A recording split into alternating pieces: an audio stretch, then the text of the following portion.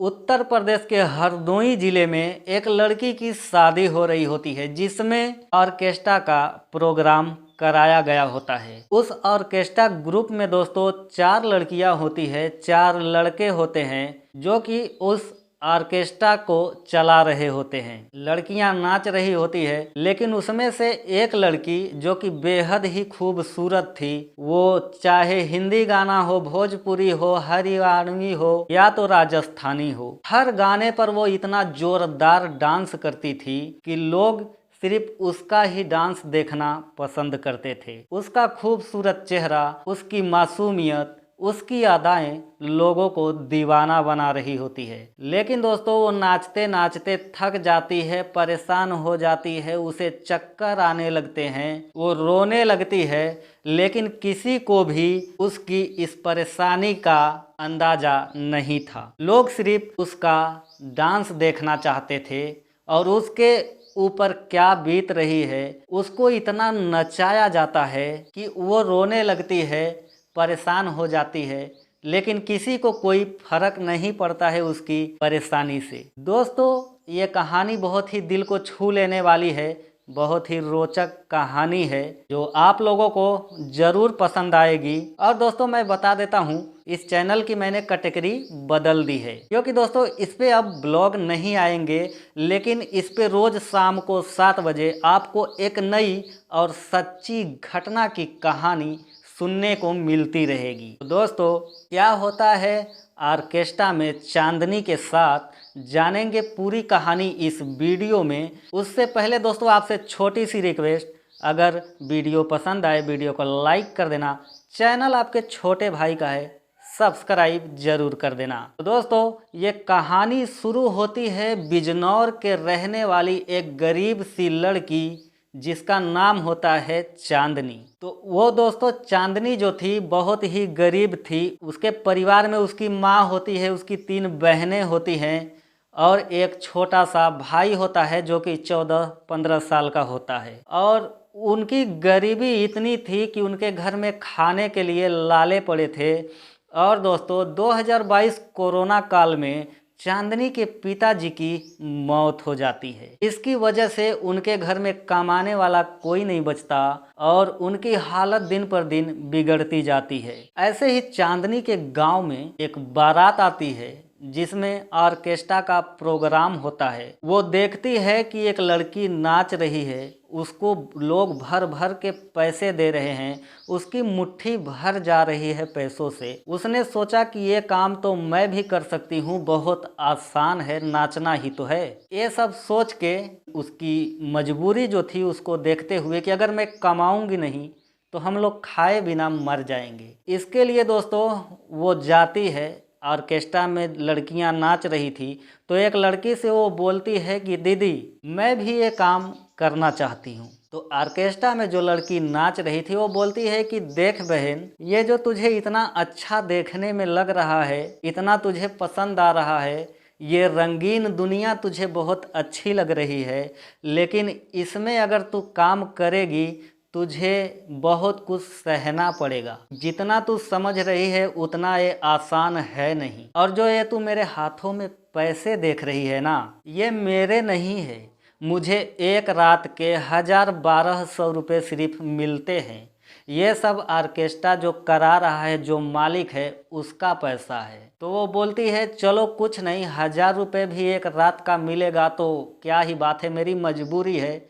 वो उस लड़की को पूरी स्थिति अपनी बताती है कि मैं बिजनौर ज़िले में रहती हूँ, इसी गांव में, और मेरी ऐसी ऐसी हालत है। तो वो लड़की बोलती है कि ठीक है, अगर तुम काम करना चाहती हो। वो ले जाके उसे ऑर्केस्ट्रा के मालिक से मिलवाती है। तो ऑर्केस्ट्रा का मालिक उसकी खूबसूरती, उसकी मासूमियत देख के समझ जाता है कि अगर ये मेरे ग्रुप में नाचेगी तो बहुत लोगों को पसंद आएगा और मेरा काम बढ़ता जाएगा, मुझे हमेशा काम मिलता रहेगा। इसकी वजह से वो समझ जाता है, क्योंकि उस लाइन में वो पहले से काम कर रहा था, तो लोगों का क्या सोच होता है वो अच्छी तरीके से जानता था। तो वो चांदनी से बोलता है कि चलो ठीक है, मैं 1-2 दिन में तुम्हारे घर आता हूँ और तुम्हारे घर वालों से बात करता हूँ, फिर देखते हैं क्या होता है। तो 1-2 दिन बीतते हैं, ऑर्केस्ट्रा का मालिक चांदनी के घर जाता है। चांदनी के घर में उसकी माँ होती है, तो उनसे बातें विचार करने लगता है। कहता है कि देखो माँ जी, आपकी बेटी ऐसा ऐसा काम करने के लिए बोल रही है, लेकिन इसमें बहुत कुछ सहना पड़ता है। बारात में लोग नशे में आते हैं, बदतमीजी करते हैं,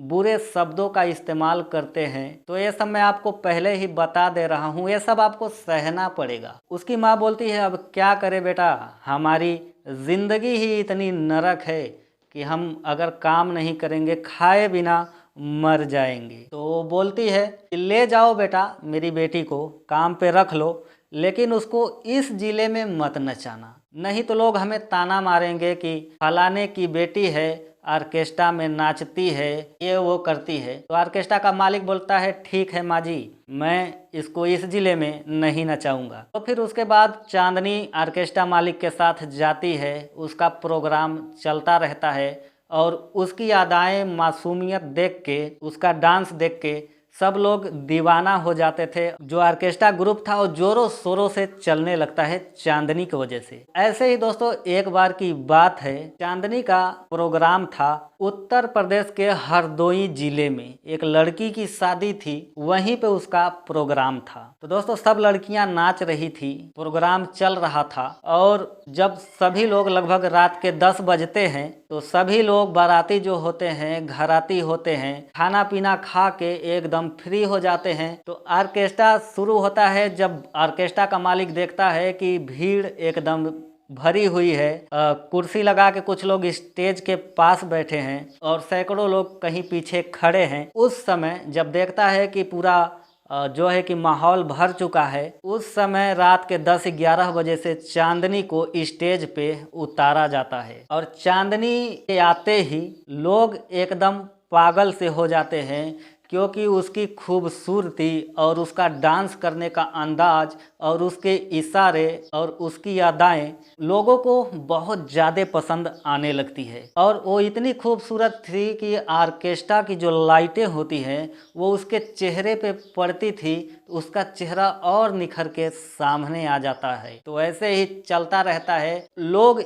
चांदनी के लिए इतना बेकाबू हो जाते हैं कि किसी और का डांस देखना ही नहीं चाहते, सिर्फ चांदनी चांदनी चांदनी। और उसको इतना नचाते हैं, इतना नचाते हैं कि वो थकने लगती है। तो इसी बीच भीड़ में बैठा एक शख्स 50 का नोट निकालता है और चांदनी को अपने तरफ आने का इशारा करता है। वो ऑर्केस्ट्रा का मालिक बोलता है कि जाओ। तो चांदनी बोलती है कि अरे उतना भीड़ भाड़ है, मैं कहाँ जाऊँ। तो ऑर्केस्ट्रा का मालिक बोलता है कि देखो हमारा काम ही यही है, हम इसीलिए यहाँ आए हैं, इन्हीं लोगों के लिए आए हैं, इनका ख्याल रखना हमारी जिम्मेदारी है। चांदनी जाती है, वो आदमी देता है, चांदनी 50 का नोट लेती है और मुस्कुरा के उसका शुक्रिया अदा करती है। और इस अदा को देख के और जो लोग आसपास खड़े थे सभी लोग पैसे निकाल के चांदनी को देने लगते हैं। और भीड़ भाड़ थी, चांदनी लोगों के बीच में थी, तो कोई उसका हाथ पकड़ता था, कोई गंदे कमेंट करता था, तो कोई उससे भी ज्यादा। तो ऐसे ही चलता रहा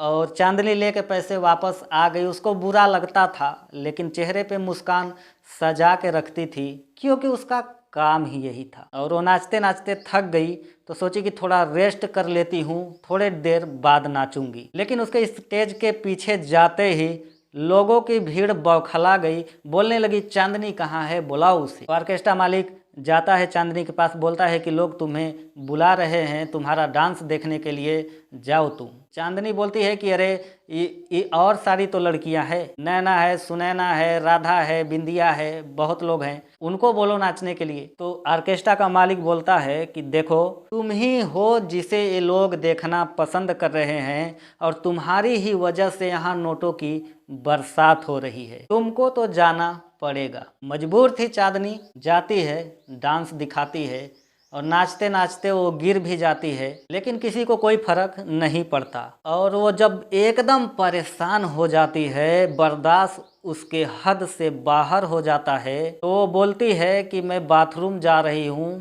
तो बाथरूम के बहाने जाती है और वो पुलिस को फ़ोन कर देती है 100 नंबर पे। फ़ोन करके चुपचाप चली आती है, फिर नाचने लगती है।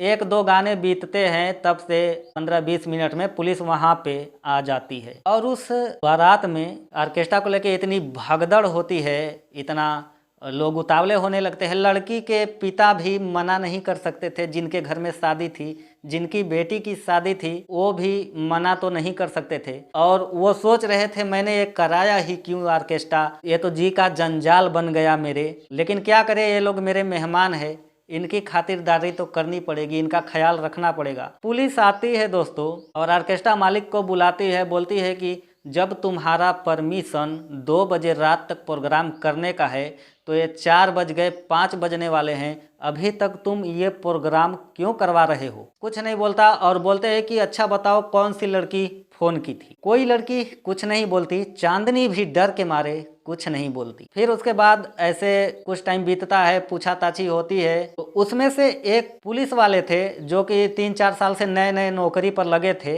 एकदम जवान थे, शादी नहीं हुई थी उनकी। उनका नाम था दोस्तों दिनकर यादव, जो कि बलिया जिले के रहने वाले थे। वो देखते हैं कि खूबसूरत सी लड़की एक सहमी हुई सी एक तरफ खड़ी है। दिनकर साहब समझ जाते हैं कि ये लड़की जो है इसी ने फोन किया होगा, यही परेशान हुई होगी। तो जाते हैं चुपके से, उससे पूछते हैं कि मुझे लगता है कि तुम ही ने फोन किया है। तो चांदनी बोलती है कि जी हाँ सर, मैंने ही फोन किया था, परेशान हो गई थी इसीलिए। वो बोलते हैं दिनकर साहब कि चलो ठीक है, जो हुआ सो हुआ, अब तुम अपना नंबर मुझे दे दो और मेरा नंबर तुम रख लो, जब भी कभी ऐसी मुसीबत आए तो मुझे फ़ोन कर लेना। तो चांदनी बोलती है कि मुझे तो आए दिन मुसीबत का सामना करना पड़ता है, लेकिन कुछ ज़्यादा ही मुसीबत होगी तो मैं आपको याद कर लूँगी। तो ऑर्केस्ट्रा का प्रोग्राम पुलिस बंद करा देती है, पुलिस सब काम फाइनल करके चली जाती है और इधर चांदनी भी ऑर्केस्ट्रा बंद हो जाता है तो सभी लोग चले जाते हैं। तो 2 दिन बाद दिनकर साहब के मन में ख्याल उठता है कि चांदनी को फ़ोन करता हूँ, देखता हूँ कि वो कर क्या रही है, वो इतनी अच्छी है तो ऑर्केस्ट्रा में डांस क्यों कर रही है। तमाम तरह के सवाल दिनकर साहब के मन में आ रहे थे। तो इसलिए दोस्तों दिनकर साहब फोन लगाते हैं, पूछते हैं कि मुझे तुमसे कुछ जानना है, बताओ तुम इतनी खूबसूरत हो, तुम्हारी उम्र 20-21 साल है, ये ऑर्केस्ट्रा में कैसे तुम चली आई, इतना गंदा काम है। तो चांदनी बताती है कि देखो मैं बिजनौर की रहने वाली हूँ, मेरे घर में मेरे पापा नहीं है, हम लोग बहुत गरीब हैं, मेरी 3 बहनें हैं, बड़ी बहन की तो मैंने शादी कर दिया है कमा के, 2 बहनें और है जिनकी शादी करनी है, अगर नहीं कमाऊंगी तो शादी उनकी कैसी होगी, इसीलिए मजबूरी है तो मैं ये काम करती हूँ। जो दिनकर साहब वो फोन करते हैं, उसके बाद चांदनी और दिनकर साहब के बातों का सिलसिला जारी होता है कि वो रुकता ही नहीं, 3-4 महीने तक चलता रहता है। दिनकर साहब बुरे हालात से बहुत प्रभावित होते हैं और सोचते हैं कि देखो इतनी प्यारी सी ये लड़की है, अपने घर का कितना जिम्मेदारी उठा रही है, लोगों के बीच जाके सब कुछ बर्दाश्त कर रही है, लेकिन घर वालों के लिए पैसे कमा रही है। दिनकर साहब एक दिन बोलते हैं कि चांदनी तुम मुझे बहुत अच्छी लगती हो, मैं तुमसे शादी करना चाहता हूँ। चांदनी ये सुनी, रोने लगी और सोचने लगी अपने वक्त को कि कल तक मेरा वक्त कैसा था, लोग मुझे गंदी नज़र से देख रहे हैं और आज कैसा वक्त आया है कि मुझे कोई मिल गया है जो कि मुझे सच में प्यार करता है। तो शादी का प्रस्ताव रखते हैं तो वो बोलती है कि सर जो है कि अभी मैं शादी कैसे कर सकती हूँ, मेरी 2 बहनें हैं, उनकी भी तो शादी करनी है, अगर मैं अपनी शादी कर लूँगी तो कमाएगा कौन, उनकी शादी कराएगा कौन। दिनकर साहब बोलते हैं कि देखो हम दोनों शादी कर लेते हैं मंदिर में, किसी को कुछ पता नहीं चलेगा, फिर धीरे धीरे मैं और तुम दोनों लोग मिल के तुम्हारी 2 बहन जो बची है उनकी शादी करा देंगे। चांदनी ये सुन के दिनकर साहब के गले से लिपट जाती है और रोने लगती है, बोलती है इस दुनिया में भी आप जैसे लोग हैं, मुझे तो विश्वास ही नहीं था। ऐसे ही चलता है। कुछ दिन बाद दिनकर साहब चांदनी मंदिर में शादी कर लेते हैं और 2-3 महीने तक ऐसे ही रूम लेके रहते हैं। लेकिन फिर दिनकर साहब सोचते हैं कितने दिन तक ये सब छुपा रहेगा। दिनकर साहब अपने घर जाते हैं, अपने परिवार वालों से चांदनी को मिलाते हैं, बलिया जिला लेके जाते हैं। दिनकर साहब का घर बलिया जिला में था, तो लेके जाते हैं और अपने घर वालों को चांदनी की सच्चाई बताते हैं कि देखो ये एक गरीब लड़की है और ऑर्केस्ट्रा में काम करती है, सब कुछ सही सही बताते हैं। अपने हालातों की वजह से ये ऑर्केस्ट्रा में काम कर रही थी। इसकी ये देखो खूबसूरत है, जिम्मेदार है, बहुत ही संस्कारी है, इसीलिए मैंने इसे शादी कर ली है। मैं देखता हूँ, मुझे 3-4 साल पुलिस लाइन में हो गए, देखता हूँ कभी पत्नी पति पे आरोप लगा रही है, कभी पति पत्नी की ज़िंदगी बर्बाद करके आ रहा है। मुझे इतना तो समझ में आ गया कि जो खूबसूरत लोग होते हैं वो इतना ज़्यादा ईमानदार नहीं होते। लेकिन इसने बुरा वक्त देखा है, ये गरीबी से जूझी हुई है, इसमें तो सच्चाई है, तो इसलिए मैंने शादी कर लिया। सभी लोग चांदनी को एक्सेप्ट करते हैं और उसको अपनी बहू बनाते हैं, उसका ख्याल रखते हैं, और दिनकर साहब भी अपना काम करते हैं। फिर दोनों परिवार मिलके अभी तक खुश रह रहे हैं। दोस्तों, चांदनी दिनकर साहब के साथ बलिया जिले में उसकी बहनें, जो कि शादी उन लोगों की धीरे धीरे करवा देंगे, या तो अब तक करवा दिए होंगे, सब लोग सही सही खुशी खुशी रहने लगे। तो दोस्तों, ये आज की कहानी थी। आप लोगों को कैसी लगी कमेंट में अपना राय जरूर देना। और दोस्तों, इस कहानी का मकसद ये नहीं है कि किसी के भावनाओं को आहत करना या ठेस पहुंचाना। इस कहानी का मकसद बिल्कुल भी नहीं है। और दोस्तों, मैं मिलता हूं फिर किसी और सच्ची घटना के लिए कल शाम 7 बजे। तो आप लोग 7 बजे से आ जाइएगा। आप लोगों के पास पेश होगी एक और सच्ची घटना, जिसमें मर्डर मिस्ट्री हो सकता है, अवैध संबंध हो सकता है, या तो लव स्टोरी हो सकती है, कुछ भी हो सकता है। दोस्तों, वीडियो अच्छी लगी वीडियो को लाइक कर देना, चैनल आपका है सब्सक्राइब जरूर कर देना।